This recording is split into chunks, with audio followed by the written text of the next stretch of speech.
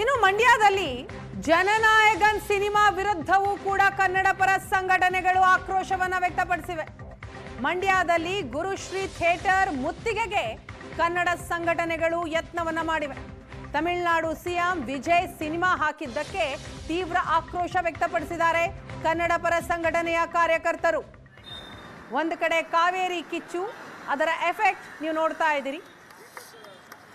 Tamil Nadu CM Vijay ಅವರ ಜನನಾಯಕನ್ cinema release ಆಗಿದೆ. ಮಂಡ್ಯದ ಥಿಯೇಟರ್ ಒಂದರಲ್ಲಿ ಗುರುಶ್ರೀ ಥಿಯೇಟರ್ನ ಮುಂದೆ ಮುತ್ತಿಗೆ ಹಾಕುವಂತಹ ಪ್ರಯತ್ನ ಮಾಡಿದ್ರು ಕನ್ನಡ ಪರ ಸಂಘಟನೆಗಳ ಕಾರ್ಯಕರ್ತರು. ಜನನಾಯಕನ್ ಸಿನಿಮಾ ವಿರುದ್ಧ ಆಕ್ರೋಶವನ್ನ ವ್ಯಕ್ತಪಡಿಸಿದ್ರು. ಮಂಡ್ಯದಲ್ಲಿ ಥಿಯೇಟರ್ ಮುತ್ತಿಗೆಗೆ ಪ್ರಯತ್ನಿಸಿದ್ರು.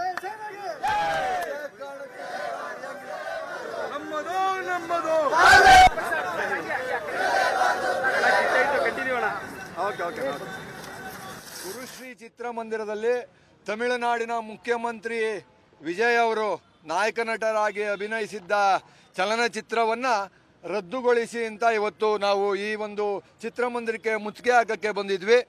ಇವತ್ತು ಏನು ಮಾಲೀಕರು ಮತ್ತು ಮ್ಯಾನೇಜರ್ ಅವರು ಬಂದು ನಮ್ಮ ಸ್ಪಂದನೆಗೆ ಹೋಗೊಟ್ಟಿದ್ದಾರೆ. ಇವತ್ತು ಏನು ಕಾವೇರಿ ಹೋರಾಟ ನಡೀತಾ ಇದೆ, ನಮಗೆ ಒಂದು ಮರಣ ಶಾಸನ ಸಿಕ್ಕಿದೆ.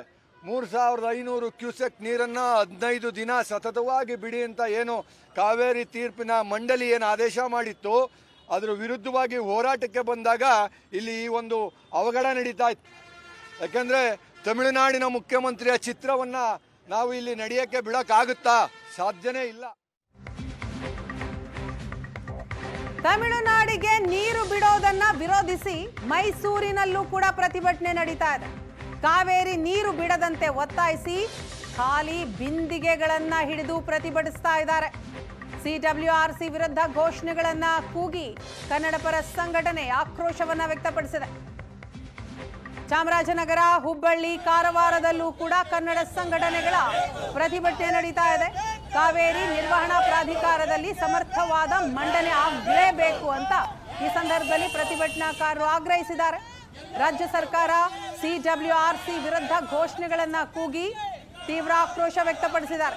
ಖಾಲಿ ಬಿಂದಿಗೆಗಳನ್ನ ಹಿಡಿದು ಘೋಷಣೆಗಳನ್ನ ಕೂಗ್ತಾ ಆಕ್ರೋಶ ವ್ಯಕ್ತಪಡಿಸಿದ್ದಾರೆ ಕನ್ನಡ ಪರ ಸಂಘಟನೆಯ ಕಾರ್ಯಕರ್ತರು.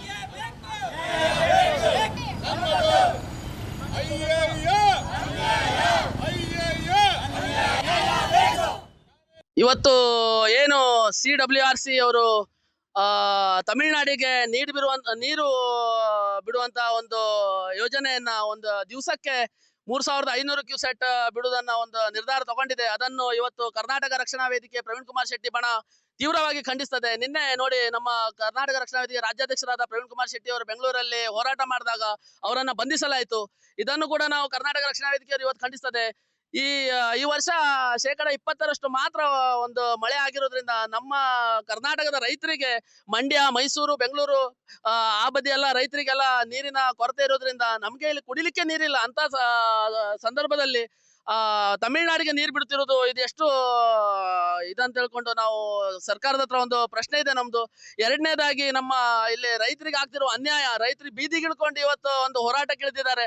ಹಲವಾರು ಸಂಘಟನೆಗಳು ರಸ್ತೆಗಿಳಿದು ಇದು ಮಾಡ್ತಿದ್ದಾರೆ. ಇವತ್ತು ಬೆಂಗಳೂರಲ್ಲಿ ಸಾರಾ ಗೋವಿಂದ್ ಅವರು ಮತ್ತೆ ನಮ್ಮ ವಾಟಾಳ್ ನಾಗರಾಜ್ ಅವರ ನೇತೃತ್ವದಲ್ಲಿ ರಾಜ್ಯಾಧ್ಯಕ್ಷರಾದ ಪ್ರವೀಣ್ ಕುಮಾರ್ ಶೆಟ್ಟಿ ಅವರು ಇವತ್ತು ಕರ್ನಾಟಕ ಬಂದ್ ಮಾಡುವಂತ ಒಂದು ಸಭೆಯನ್ನು ಇಟ್ಕೊಂಡಿದ್ದಾರೆ.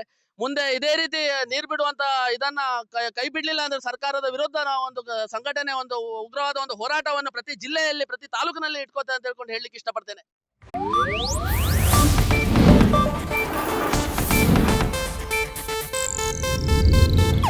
ಇದು ಏಷ್ಯಾನೆಟ್ ನ್ಯೂಸ್ ನೆಟ್ವರ್ಕ್ ಪ್ರಸ್ತುತಿ.